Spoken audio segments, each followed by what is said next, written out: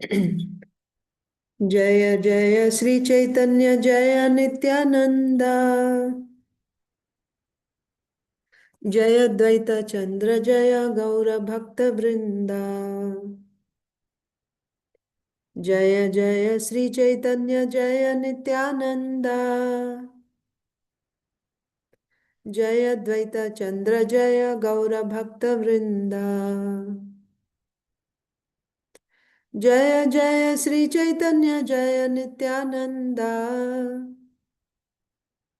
जय अद्वैत चंद्र जय गौर भक्त वृंदा। श्री चैतन्य चरितामृत की जय। श्रील कृष्णदास कविराज गोस्वामी की जय। श्रील प्रभुपाद की जय। समवेत गौर भक्त वृंद की जय।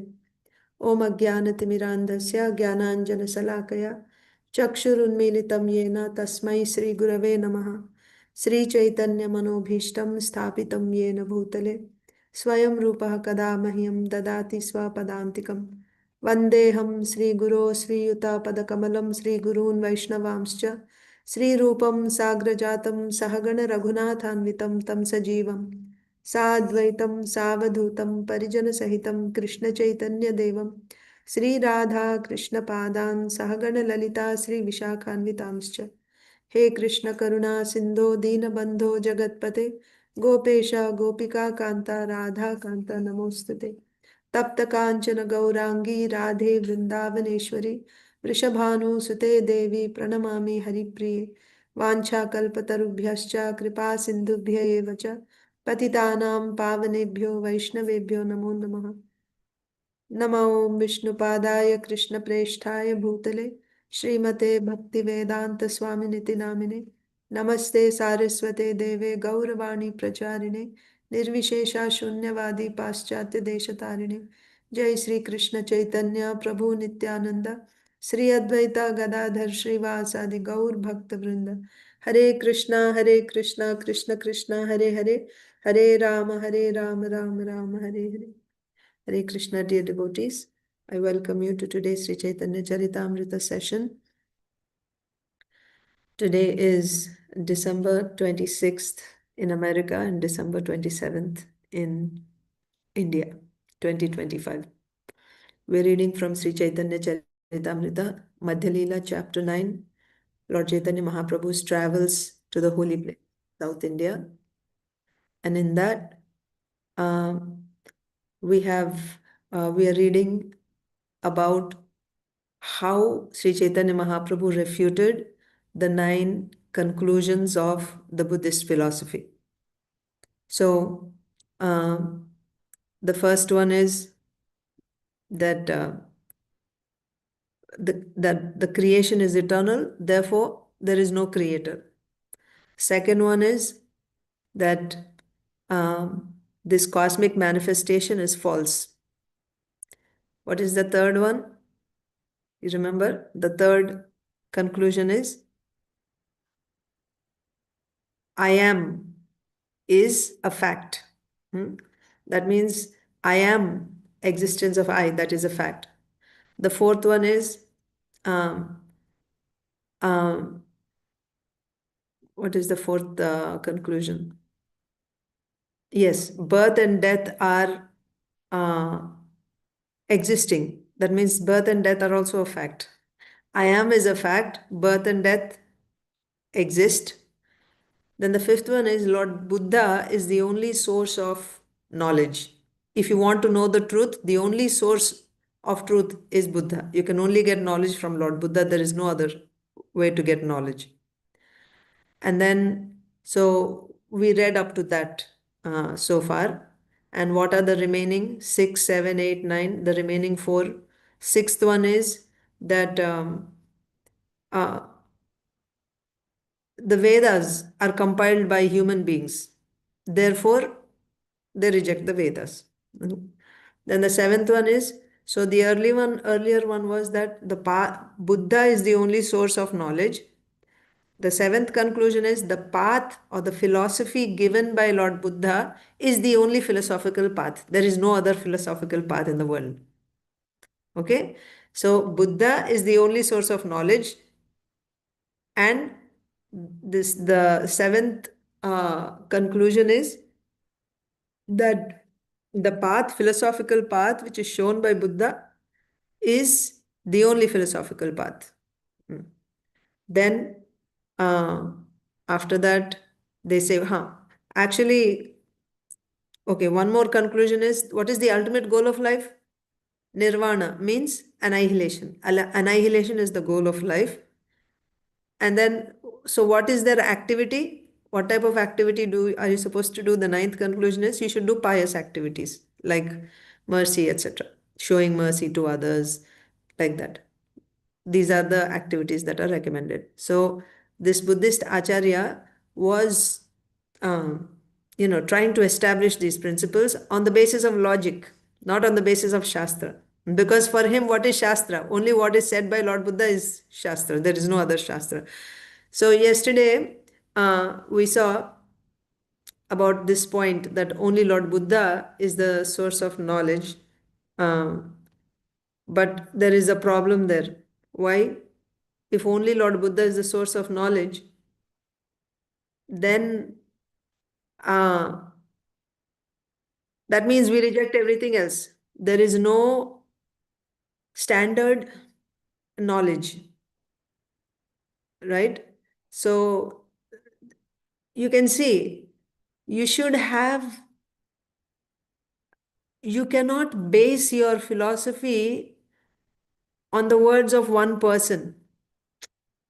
Even for us, sometimes we see people say that what is, uh, you know, whatever Lord Krishna said, that is dharma, right? Whatever Lord Krishna said, that is only dharma. But how do you know who Lord Krishna is? You understand the point? If you say whatever Lord Krishna said, that is only the path, that is only the dharma, okay.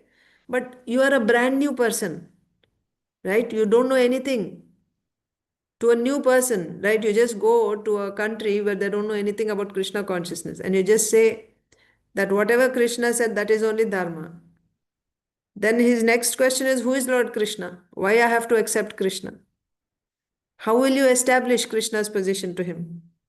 Oh, because my guru said, therefore Lord Krishna is the Supreme Lord, and because my guru said, therefore you have to accept. Will that be possible? No. There has to be a standard knowledge, a standard source of knowledge which should be accepted by everyone, everywhere, in all times, past, present, future, and it should be able to give knowledge to everyone, regardless of whether he's rich, poor, educated, foolish. It doesn't matter, Indian, Chinese, African, American, or demigod, or in the hellish planets. It doesn't matter. There has to be a standard knowledge which is accepted by everyone. Can we say that whatever Lord Buddha said, that is the standard knowledge for everyone? Then I will ask, who is Lord Buddha? How are you going to establish? On the basis of logic, how will you establish? You see the problem? So now if you say you have to follow what my Buddha said, someone else will say you have to follow what my Guru said. And someone else say you have to follow what I said. They will just come up with their own philosophies. Each person will start giving his own philosophy. And that is a problem. So you get the point. Uh, they say that one of the conclusions of the Buddhism is the only path of truth is the path which is given by Lord Buddha. The only way to know truth is through Lord Buddha. And Vedas are compiled by some human beings, so Vedas are rejected. How are you going to establish that Lord Buddha is the authority? On what basis am I supposed to accept your Buddha as the authority? That is why for us also, you don't just say Krishna is, yes, Krishna is. Krishna himself is saying that so many sages have accepted me as such. Or actually, not Krishna, Arjun is saying. Appa. Um, Param Dhama, Pavitram Paramam Mama. What is that verse? 10th chapter. Hmm. Param Brahma, Param Dhama, Pavitram Paramam Purush Bhavam. Param. Adi Devam, uh, Ajam Ajam, Vibhum. Vibhum, like that. And there he says, first of all, he's glorifying Krishna. You are that supreme personality of Godhead. You are Param Dhama, right? You are that Param Brahma.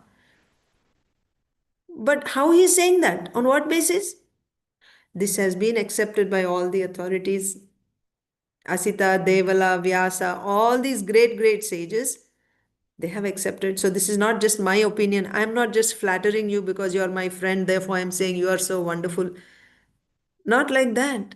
You are actually, so there has to be, the point is there has to be an authority which is lacking here. Therefore, we cannot accept. Hmm? So we saw that.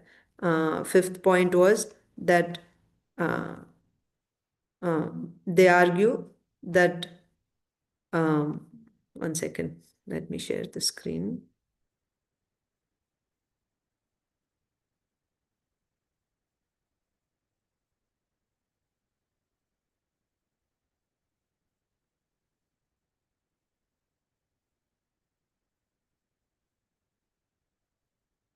Hmm.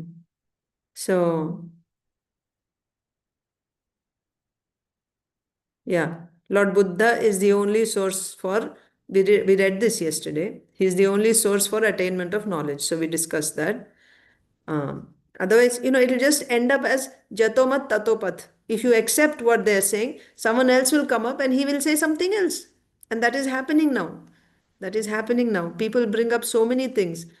What is the need of following Shastra? Right? Just be happy and just don't encroach on others' sense gratification. And you are good and I am good and this is fine. Just be happy. You can get sense gratification. You can invent your own ways. What is the need of getting married, right? Too much headache. Why we abide by the principle of marriage? Because this is dharma given by the Vedas, by the Shastra. But reject Shastra. You do whatever you like this. This is the problem. If you say that this one person is the authority, and then they reject the Vedas also. So we also yesterday we discussed so how one can actually become, you know, yeah. So in this paragraph itself, Prabhupada discussed the next point that their goal is annihilation, right? Ultimate goal is annihilation, but that annihilation is for the body, not for the spirit soul. And the spirit soul, after perfection, will get a spiritual body. And what is the way to get? Janma karma chame divyam. By knowing tattvataha, the divine nature of the Supreme Lord's birth and his activities. When one understands tattvataha, that's what we discussed yesterday, right? In truth, not yesterday, day before yesterday. That, then only one can actually come out of this ignorance of this cycle of birth and death, and they can actually get a spiritual body. So when they talk of annihilation, ultimate annihilation, what is the fact? The fact is annihilation of the material body. That is happening anyway. But no more accepting another material body, right? And accepting a transcendental body. The way to do that is by knowing tattvataha that the Lord's body, his activities are transcendental. So I'll just continue reading from there. This is the highest perfection, to give up one's material body and not accept another, but to return home back to Godhead. It is not that perfection means one's existence becomes void or zero, right? That is their goal. One of their tenets is ultimate goal of life is to become void, to become zero, right? To get annihilation, nirvana. But that is not the perfection in actuality. Existence. So, what is the source of our knowledge? On what basis are we defeating this principle. Of course, we are defeating on the basis of Shastra, but here, because he is speaking, that the opponent is speaking on the basis of logic, Srila Prabhupada is telling us that the opponent will not accept, because he doesn't accept Shastra, he won't accept your quoting Shastra. So in that case, what should we do? Of course, here Srila Prabhupada, following in the footsteps of Sri Chaitanya Mahaprabhu, is using logic to defeat the other person. But also in the same purport, Srila Prabhupada said it is not possible to establish the absolute truth on the basis of argument. You cannot come to a conclusion about the absolute truth on the basis of argument. Ultimately, you have to take shelter of Shastra only. But why will he take shelter of Shastra? Unless he is utterly defeated. Like the other day we were discussing, right? When you see a very great person and you see yourself as so insignificant in front of him, then you will surrender to him. So therefore, you have to pay him back in his own coin. He is defeating on the basis of logic. You also be good enough in logic and defeat him in logic. Then he will just come and surrender to you. Then what should you do when he surrenders? Guide him to Shastra, Shastra Pramanam. This is the way. And then he has to begin. But in those initial, stages of argument, debate, if you can show him, right, if you can defeat him in his own, what do you say, authority, right? Uh, then he may get. The point is, he'll get convinced, means he will accept you. He will accept you as an authority and he will surrender. Actually, that is how it should be.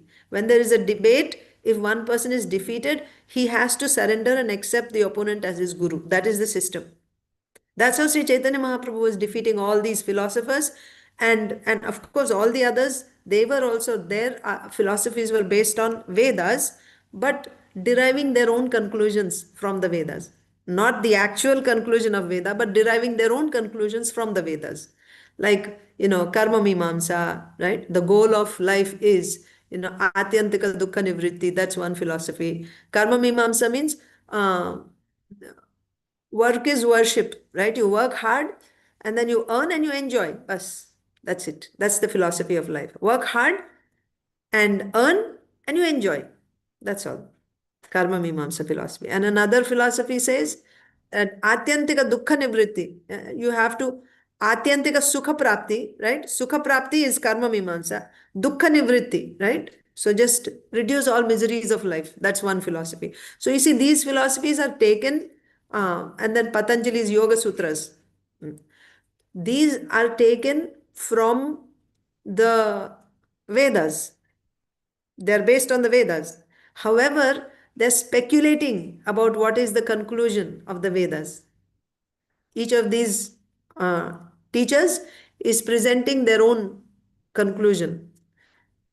However, they are based on Vedas. But here, the Buddhists, their argument is not based on Vedas, it's simply based on logic.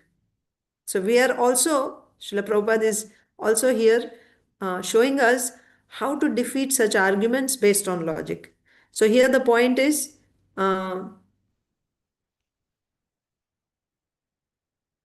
yes, annihilation is the ultimate goal. That's their point. So, what is the counter to that? Existence continues. But if we positively want to annihilate the material body, we have to accept a spiritual body. Yes. So, the counter here is, you are saying annihilation, we already did, when we talked about creation, we already said. On one hand, you are saying that annihilation is the goal, right? And on the other hand, you're saying creation is eternal. How is that possible? Makes sense, right? When there is a beginning, there has to be an end. When there is a circle, there is no beginning, there is no end. The circle goes on and on and on and on. Okay, the cycle. There's no beginning, there's no end. But when you say there is a starting point, then there has to be an ending point also, isn't it? So when you are saying there is an ending point, but there is no starting, how is that? How is that? So by logic only, we are defeating his point. You're saying the ultimate goal is annihilation. How can there be annihilation if there is no creation? You are saying there is no creation. How can there be annihilation? And then we are explaining actually there is annihilation that we are seeing, right? This body gets annihilated. On the universal level, also, the universe, at one point, there is annihilation, right? But that annihilation is for the material body, whether you take individual body or universal body. For the material body, there is annihilation. There is no annihilation for the spirit soul. Then what is the perfection? You're saying the perfection is annihilation. The perfection is after that material annihilation, there is no more material body for you, no material creation for you, no material body for you. Rather, you get a spiritual body. That unless you accept that attaining spiritual body is the goal ultimately, there can be no eternality for the soul. When you say annihilation, that means you're saying everything is annihilated, means the soul is also annihilated. And that is absurd. You understand? Next. We cannot accept the theory that the Buddhist philosophy is the only way. What was the other tenet you remember? One was that the only way to know truth is Lord Buddha. Whatever, Lord Buddha is the uh, only source of truth. If you want to know truth, the only source is Lord Buddha. And another tenet is whatever philosophy is given by Buddha, that is the only philosophy. All other philosophies are zero. My way is highway. Only the philosophy which is given by Lord Buddha is the philosophy. That means rejecting Vedas, performing only pious activities. That's all. That is the only philosophical path. All other philosophies are zero. That's their conclusion. So, what's the counter to that? We cannot accept the theory that the Buddhist philosophy is the only way, for there are so many defects in that philosophy. So that's why we take the authority of the Shastra. The Shastra says there are two ways, two paths to attain the absolute truth, depending on your goal. If your goal is Nirvishesha, Parabrahma, right? Paratattvam, Nirvishesha Paratattvam, then the path that is taken is Jnana Yoga. If your goal is Savishesha Paratattvam, then the path is Bhakti Marga. So there's two. And then if you don't have qualification for either of these two, then there is a third path which helps you, which enables you to gain the qualification needed to enter into either of these paths. That is called Karma Yoga. So there are only three paths. The Lord says, I have given only these three paths for the welfare of all human beings. Bhakti Yoga, Jnana Yoga, Karma Yoga. And on what basis there are these two paths? On the basis of your goal. Now you may say, oh, so we can choose whichever one we like. No. Even when you say Nirvishesha realization, it is inferior to Savishesha realization. Because Nirvishesha means with no attributes of the absolute truth. The object is one, but you are only partially realizing the absolute truth. So therefore, following Jnana Marga and attaining the absolute truth is only partial realization of absolute truth. If you really want to get the ultimate perfection, the highest perfection, then there is only one path. There is only one path. That is Bhakti Yoga. Of course, if you don't have the qualification to begin Bhakti Yoga, then as an intermediate path, there is Karma Yoga. You do karma, and the results of that karma you offer to the Lord with love, and simultaneously you cultivate your faith so that you can do Bhakti Yoga. And Bhakti Yoga means 24/7 you do direct devotional service to the Lord. Then you can get, what is the goal of life? To get love of Godhead, Krishna Prema. That is the ultimate goal. So, if they are saying that the philosophy given by Buddha, where it is said only activities that you're doing are some pious activities, be merciful to others, feed the poor, and so on and so forth. That's not the ultimate. Even karmakandis do that. So Srila Prabhupada is saying we cannot accept the theory that the Buddhist philosophy is the only way, for there are so many defects in that philosophy. A perfect philosophy is one that has no defects. Yes. And that is Vedanta philosophy. Vedanta. What is Vedanta?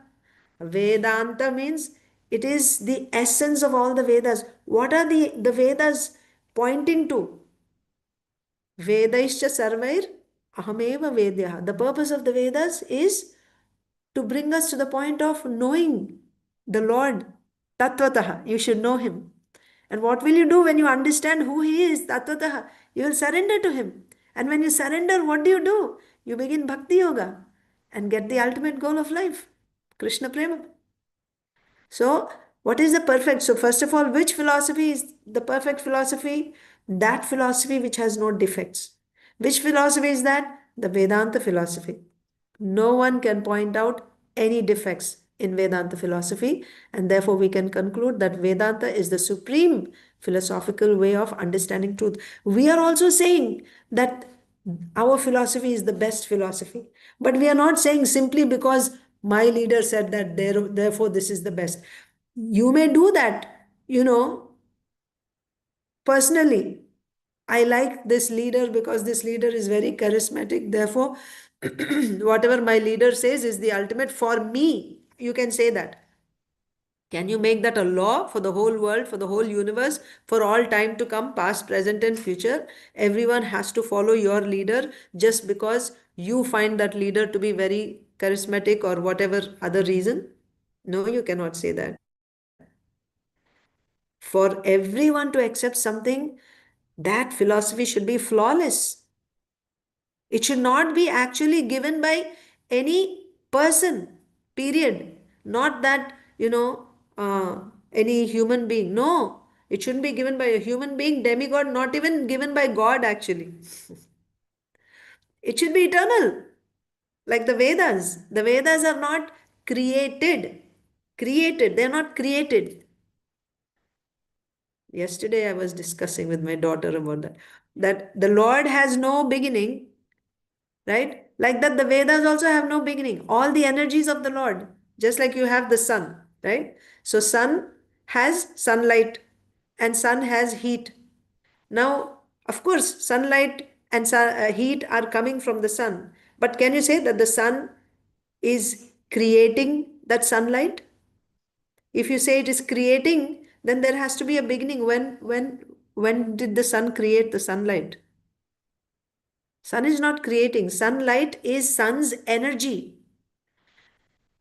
The moment from which sun is existing, from that moment sunlight is also existing.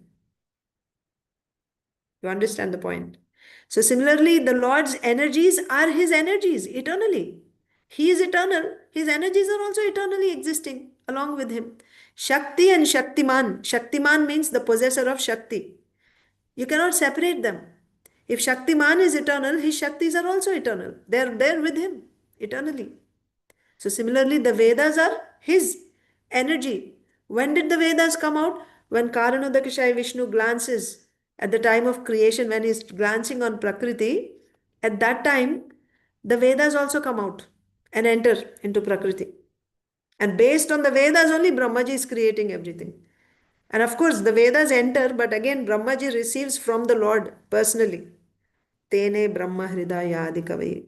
Within his heart, in each universe, Brahmaji is revealing, I'm sorry, the Lord is revealing to Brahmaji, passing on that Vedic knowledge into the heart of Brahmaji. After that, he is able to create. So, therefore, Vedanta philosophy is faultless, is defectless, and therefore it is a supreme philosophical way. We are also saying, the way they are saying the Buddhist philosophy is the only path, but we cannot accept that because it has defects. We are saying the Vedanta philosophy is supreme because it does not have any defects. Why it does not have any defects? Because, see, a person, right? Anyone, an embodied being will have defects. When you have a material body and you're in the conditioned state, you will have four defects: Brahma, Pramada, Karana Patava, Vipralipsa. Brahma Pramada Karana Pata. Brahma means uh, illusion. Illusion. Right? You take one thing to be something else. Brahma. Brahma. Pramada. Pramada means making mistakes, committing mistakes. Right? You consider something to be something else and then you commit a mistake based on that illusion. Pramada. Brahma, Pramada. So also where exactly these defects are residing. So the details we can see in, when we study Shastra Praman course, when you study the build of this material body, you have chitta, you have false ego, ahankara, you have buddhi, mind, intelligence, mind, senses. There are so many coverings on the spirit soul. And in each of these coverings, there are defects. And why these defects are there? Because all these things are made up of the three modes of material nature. Everything is made of the modes. My intelligence is made of the three modes. My mind is made of the three modes. My false ego is made of the three modes. Everything is made of the three modes of material nature. This body, subtle body, gross body, both. So depending on which mode is prominent on your intelligence, somebody's intelligence can be made of the mode of goodness. Then they will be able to decide properly. There won't be Brahma in that intelligence. That means you won't be illusioned. You won't take one thing to be something else. When your intelligence is made of goodness. But when your intelligence is in passion and when your intelligence is in ignorance, what happens? When you are in passion, you will not know, is it this or that? You will not be able to decide whether it is this object or that object. When your intelligence is in ignorance, you will take it to be the other one. You won't accept the right, but you will accept the wrong one to be the right one. You understand? So it is such a, you know, defectless science, everything, the creation, up to the finest detail. You cannot find fault. So any person, conditioned soul, even up to Lord Brahma. Of course, our Brahma is a pure devotee after he got Sakshatkar of the Supreme Lord. When you're a pure devotee, you're not in the material platform, you're transcendental, of course. But generally, the post of Brahma, when you say, he is the topmost person in this material existence. However, he is still in the conditioned state. Much, much superior than us on this earth planet, no doubt, or on any other planet. Uh, from the material perspective, yes, he's in a higher position, but still, he's also conditioned. So anything which is given or created by a conditioned soul has these defects. You cannot say that the knowledge given by such a person can be perfect. No, because the defects are inherently present. They're there in his very constitution of the body. The defects are there. The defects are in the senses. What are the senses? Eyes, nose, ears, tongue, skin, and your mind. And you go further, the intelligence and your chittam, everything is material. The defects are sitting there. And with these defective tools, you're giving knowledge, you're acquiring and giving knowledge, such knowledge, how it can be pure, free from defects? It's not possible. Whereas the Vedas are not given by any person. What to speak of material person? They are not even created by any person. They are not created. Full stop. They are not created. They are eternally existing. That is why they are defectless. Apaurusheya. Purusha means person. Apaurusheya means they are not given by any person. The Vedas are not given by any person. So, without any fear, confidently you can say the Vedic knowledge, the Vedic philosophy is defectless. And like we have been discussing, this is such a vast topic. So, therefore, one day little bit here, one day little bit there, whatever, however the Lord is inspiring. I'm just trying to speak a little bit. But it is such a vast, but they are not disconnected points. Everything is connected. Because of not having proper understanding of Shastra, of the Vedas, we commit offenses to the Vedas. Actually, the purpose of the Vedas is so, it's nothing but sheer mercy of the Supreme Personality of Godhead. We see sometimes devotees are criticizing, oh, you have so many gods and, so many rituals and this and that, so many things you do, karma kanda and this and that.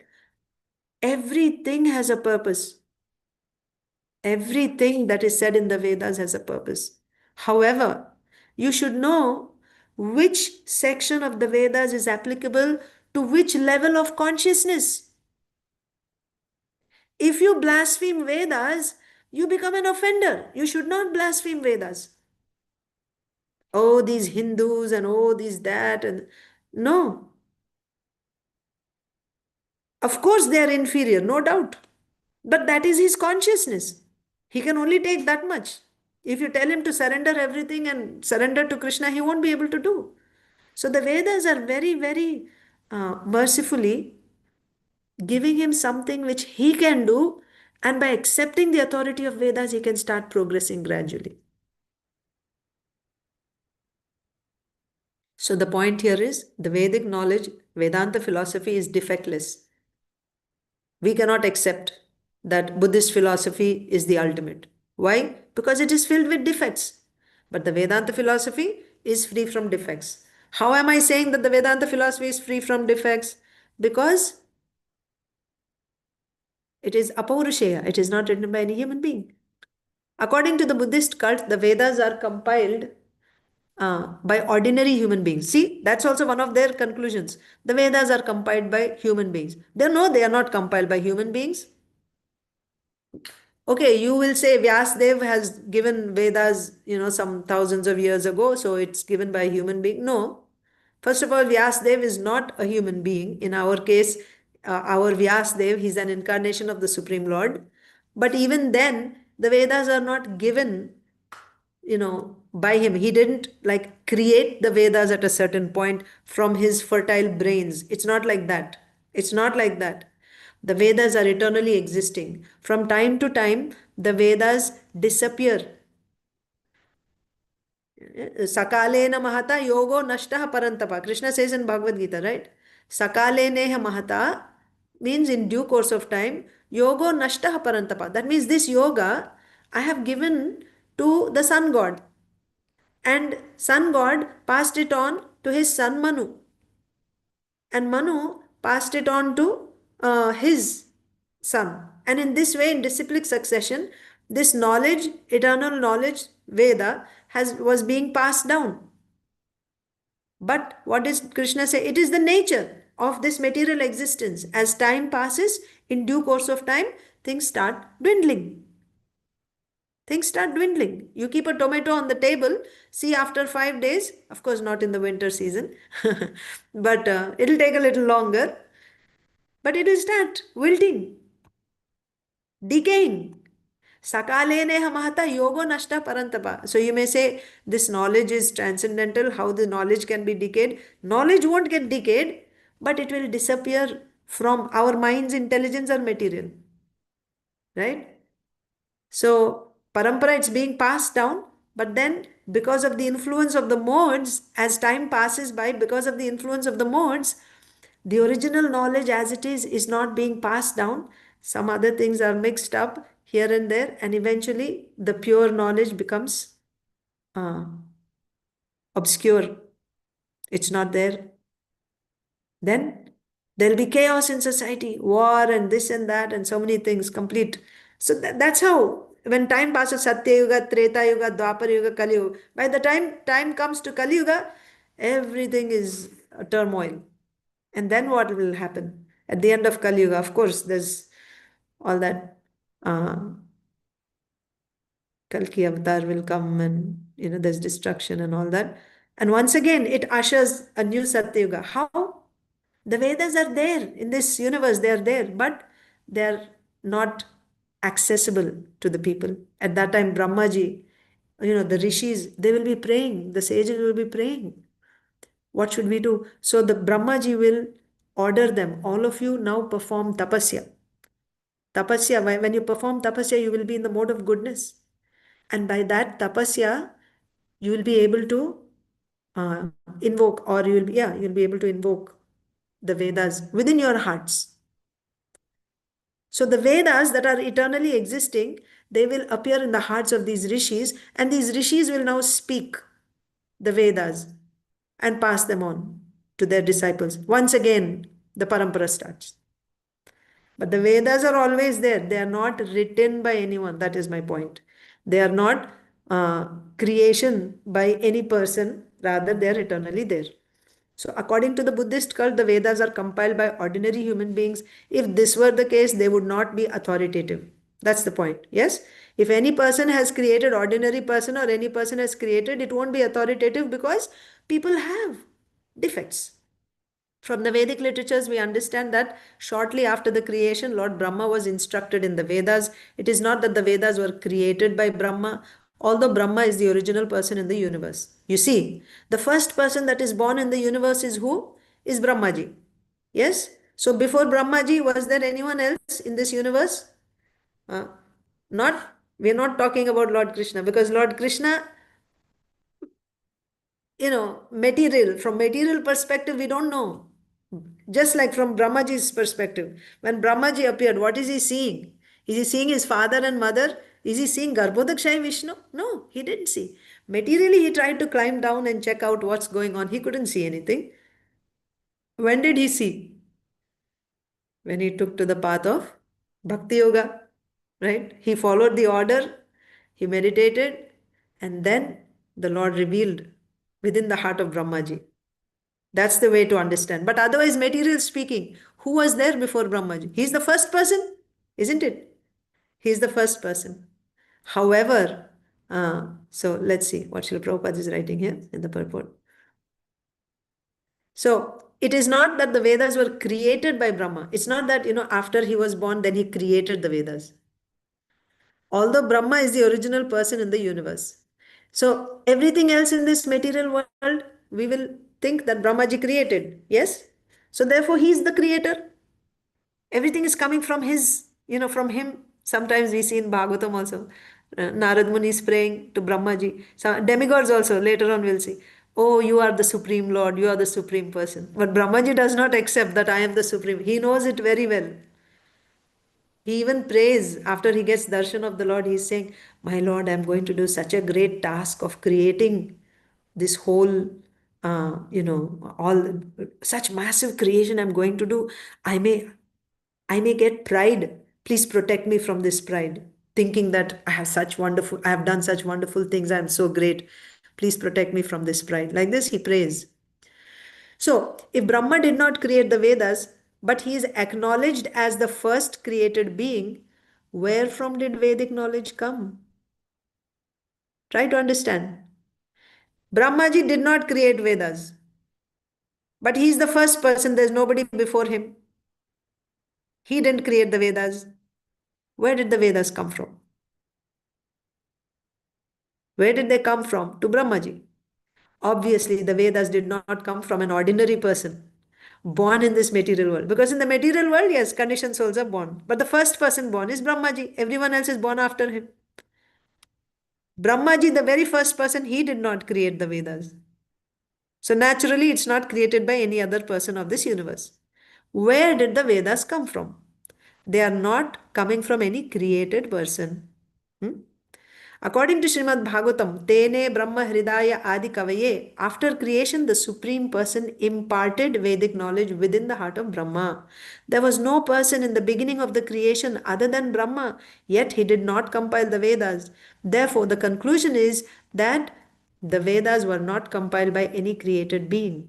So, we are refuting the point that the Vedas are compiled by human beings. This is Buddhist tenet. It's not true. How you will prove that they are not created by a human being? How you will prove? Brahmaji did not create the Vedas. That means nobody after him could have created it either. He is creating on the basis of Vedas. Everything he is creating on the basis of Vedas. But he didn't create the Vedas. That means the Vedas are not created by any created being. You're getting the point. He's the first created person. The Vedas were not compiled by any created being. Vedic knowledge was given by the Supreme Personality of Godhead who created this material world. This is also accepted by Shankaracharya, although he is not a Vaishnava. See, even Shankaracharya's philosophy, that's the reason, to kick out this Buddhist philosophy. The next step, people will not directly take to bhakti. So step by step, the society is being guided back. So the Lord ordered Lord Shiva to appear as a sannyasi, Shankaracharya, who will give this Mayavad philosophy. So from atheism, bringing to Mayavad philosophy is a smaller step. It is easier. Because what is a great achievement there? From Buddhism to Advaitism, what is the great achievement? From rejecting Vedas, people are coming to the point of accepting Vedas as the authority. That's why here it is said, Shankaracharya, Sripad Shankaracharya also accepted the Vedas, although he is not a Vaishnava. Of course, as Lord Shiva, he is a Vaishnava, but now he's not playing the role of a Vaishnava. He's playing the role of an Advaitin or a Mayavad sannyasi. It is stated that mercy is one of the qualities of a Buddhist. So now what are their activities? Their activities are, um, what are their activities? Doing pious activities like showing mercy, etc. So it is stated that mercy is one of the qualities of a Buddhist, but mercy is a relative thing. We show our mercy to a subordinate or to one who is suffering more than ourselves, isn't it? Generally, who do you show mercy to? When someone is your superior, can you say that you're showing mercy to a superior person? No, that is called seva, service. But someone who is subordinate, or you can say worship, right? But someone who is subordinate, then you show your mercy to them. So we show our mercy to a subordinate or to one who is suffering more than ourselves. However, if there is a superior person present, the superior person cannot be the object of our mercy. Rather, we are objects of the mercy of the superior person, isn't it? We don't give mercy to the superior person, rather we accept the mercy coming from a superior person. Whether your parents or your spiritual masters, Supreme Lord, Vaishnavas, we accept mercy from the superior person. Therefore, showing compassion and mercy is a relative term. So, if you're saying your eternal activity is mercy, that's what they're saying, right? What is the activity? The Buddhist philosophy of all the 9 conclusions, Abhideya. Abhideya means the activity that you're supposed to do to achieve your goal. So, their goal is nirvana, right? Annihilation. To achieve that goal, what is the Abhideya? What is the activity they're supposed to do? You do pious activities like showing mercy. So now Prabhupada is countering that point of showing mercy as your activity, as your abhideya. Based on logic, is defeating it. Showing compassion or mercy is a relative activity. You show compassion to those who are subordinate only, right? It is not the absolute truth, right? Showing mercy is not absolute truth. It's a relative activity. When you find someone who's lower than you, when you find someone who's suffering more than you, then you can show compassion.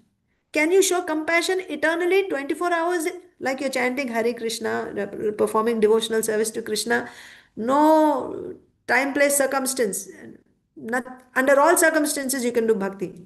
Bhakti cannot be impeded because that's the constitutional position of the living entity, to do bhakti to the Supreme Lord. So, no material condition or any condition can stop the living entity from performing bhakti.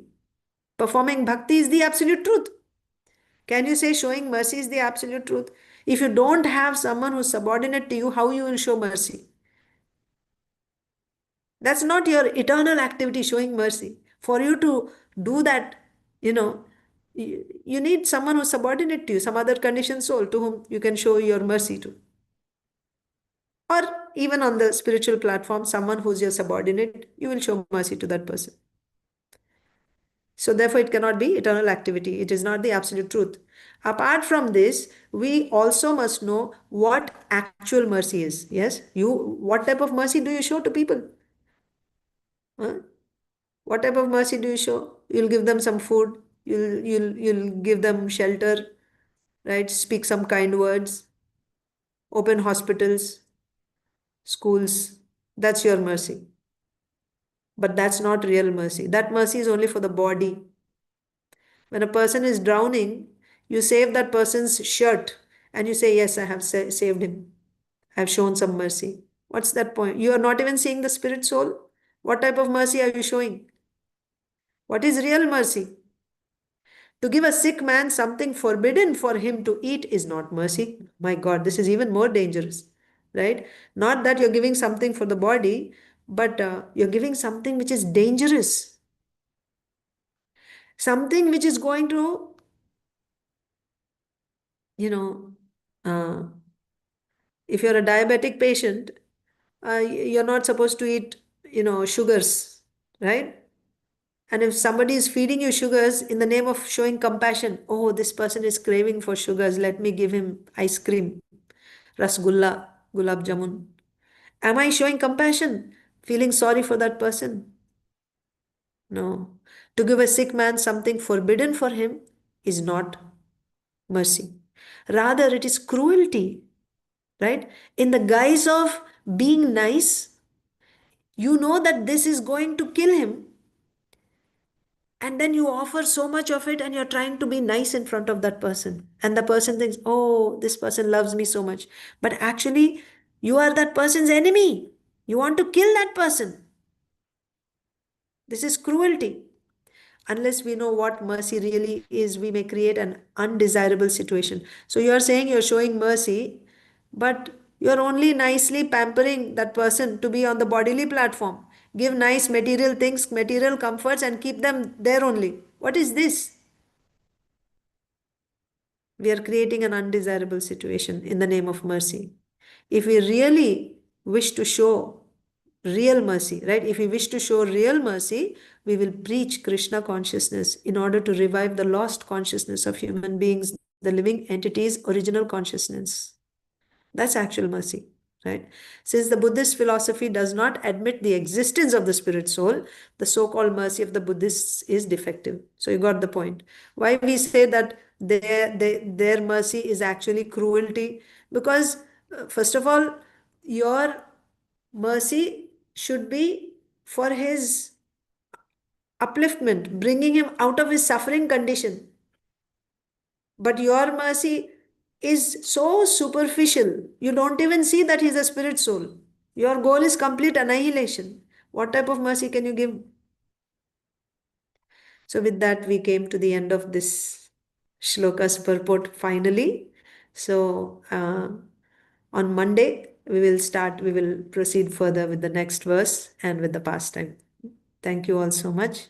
Sri Chaitanya Charitamrita ki jai. Srila Krishnadas Kaviraj Goswami ki jai. Srila Prabhupada ki jai. Samaveta Gaur Bhakta Vrind ki jai. Ancha Kalpatarubhyascha Kripa Sindhubhyev cha Patitanam Pavanebhyo Vaishnavebhyo Namo Namah. Ananta Koti Vaishnavrind ki. Thank you. Hare Thank Krishna. you, Mataji. Very, very wonderful class. Thank you. Really eternally in depth to you, Mataji. Dandvat pranams. Danvat Pranam. Thank you. Thank you. Take care. Hare Krishna. Hare Krishna.